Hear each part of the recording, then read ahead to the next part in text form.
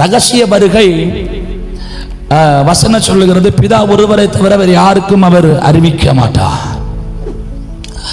அப்ப சிலருக்கும் ஆண்டவர் அறிவிச்சிருக்கிறார். கவனிங்க, எலியாவை எடுத்துக்கொள்ளப்படும் போது எலியாவுக்கு தெரியுது, நான் எடுத்துக்கொள்ளப்பட போகிறேன், நான் எடுத்துக்கொள்ளப்படுகிறதற்கு முன்பாக உனக்கு என்ன வேண்டுமோ கேள்னு எலிசாவின் இடத்தில் சொல்லுகிறார். யாருக்கு இந்த ரகசிய வரிகளை எடுத்துக்கொள்ளப்படுவோம் என்கிற எண்ணம் உணர்த்துதல் யாருக்கு வருமோ, யாரு ஆவியானவரால் நடத்தப்படுறாங்களோ அவர்களுக்கு தான் அந்த உணர்த்துதல் உண்டாகும். எலியா ஆவியானவரால் நடத்தப்படுகிறார், அவருக்கு அந்த உணர்த்துதல் உண்டாகிறது. எலிசாவின் இடத்துல தைரியமா சொல்லுகிறார், நான் இன்றைக்கு எடுத்துக்கொள்ளப்படுவதற்கு முன்பாக உனக்கு என்ன வேண்டுமோ கேள். ஆண்டவர் இன்னைக்கு அந்த ஆவியின் ஏவுதலும் ஆவியின் நடத்துதல் யாரிடத்துல இருக்கிறதோ அவர்கள் மட்டும்தான் ரகசிய வருகையில் போக முடியும். 10 கன்னிகையில 5 கன்னிகைகளுக்கு வெளிப்படுகிறது, இயேசு வந்துட்டா, எக்கால சத்தம் ஊதப்படுகிறது, மணவாளன் வந்துவிட்டார் என்று 5 பேருக்கு தெளிவாய் தெரிகிறது. 5 பேருக்கு தெரியல.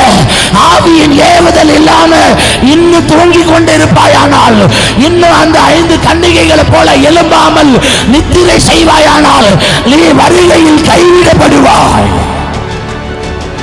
ஆண்டவர் சொல்லுகிறார், ஆவியின் நடத்துதல் இருந்தா ரகசிய வருகை அறிவிக்கப்படும்.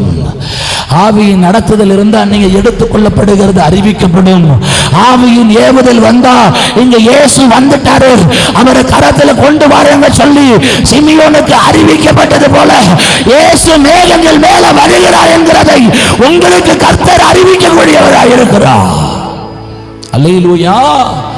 அதனால ரகசிய வருகை தேவனோடு நல்ல ஐக்கியத்தில் இருக்கிறவங்க, ஆவியின் நடத்துதல இருக்கிறவங்களுக்கு கண்டிப்பாய் அறிவிக்கப்படும். ஆவியானவர் உள்ளிருந்து உணர்த்துவார், நீ ஜெபம் பண்ணு, மணவாளன் வரப்போகிறா.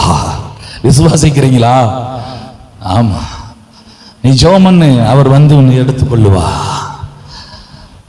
நாட்கள்ல அபிஷேகம் பெற்றவங்க ஆவியின் நடத்துதல் இருக்கணும்.